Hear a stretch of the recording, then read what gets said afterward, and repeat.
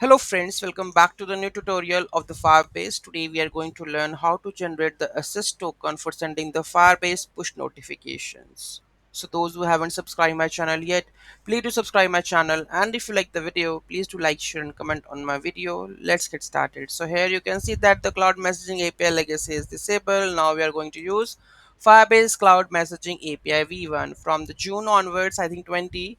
So this is disabled, the server key is disabled, or those who are creating the new project, so they have to move to the new Firebase settings or sending the push notifications. So today I'm going to teach you like what exactly it is. So in the Firebase documentation, if you here we go with the Firebase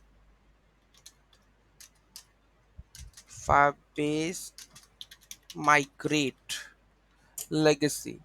So basically they have the article, so for that one, so for migrating the endpoint, so this wanna be changed from this to this one for sending the push notifications, and for this you require the bearer token. So we are going to learn how to create the bearer token.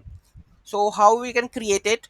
So Google application service account JSON file, we require a shortlet auth 2.0 token right from the service account. From the service account we try to drive the auth 2.0 SS token. Okay, so I think they have the code in the node.js.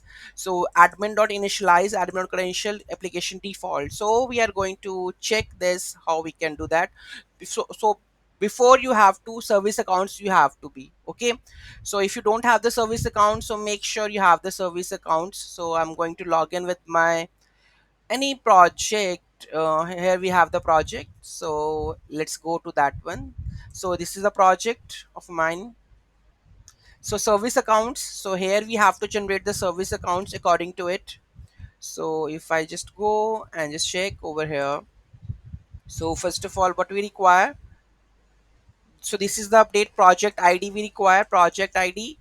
Okay, and then second one, this authorization bearer token we require, and service account file confirm generate key. So here we have to go with the generate new pair, so you can generate it and it will give you the JSON file, so make sure you have it. Okay, after this one, so here we have the mint ss token, so function to get the ss token, this is that one.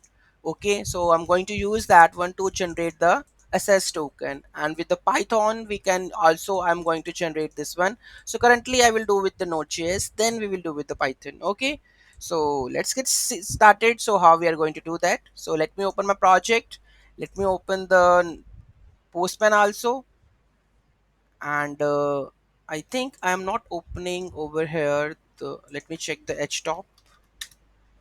Yeah, it's okay, close the terminal. So here we go with postman. Let's open the project of the node.js. So node.js, node this one, node, yeah, here we go with this one, open with our application vs code. Okay, so here we go with our code base. So this is get the ss token section where we get the SS token. So here we go with the full-fledged code. So here you require the Google Auth library. So make sure you have to install this package Axios FS account service file we require. So make sure you have whatever I told you, like from here you will get the service account file. So make sure the path is correct over here, right? Then load the service account file with the help of this json.parse, load this file. Okay, then scopes you have to define, then create a JWT client. So if you go over here, they were also mentioning like on the top of it, just give me a second. So here you can see get SS token function require the service account file new Google Auth JWT, right? So new Google JWT service email key and the scopes you have to pass. Then obtain the SS token with the help of this get tokens, get line authorize, console.log and return.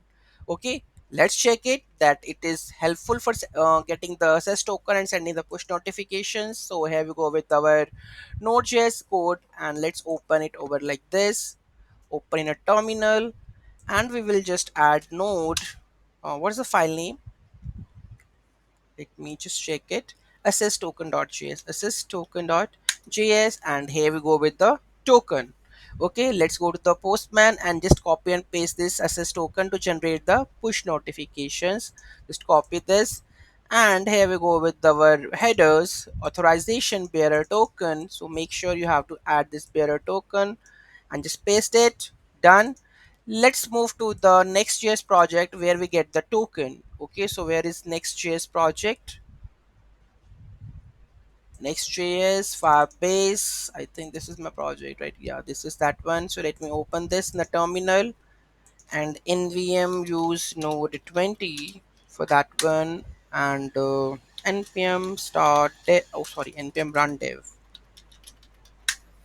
Okay, so let me open this link, copy this link, open over here, and we receive the to token, right? So this is our fcm token. I'm going to use it. Go to the postman, have your body, so it's called it, and I think this is the same one. I think so, this is okay. Now I'm going to send the message with the fcm. Here you can see that fcm v1 projects, project id, messages sent, body, headers, I told you. So this is done. Let's try to send it, and here we go with the push notifications. Okay, so here we can see with the help of this Firebase you are able to send the push notification with the latest one.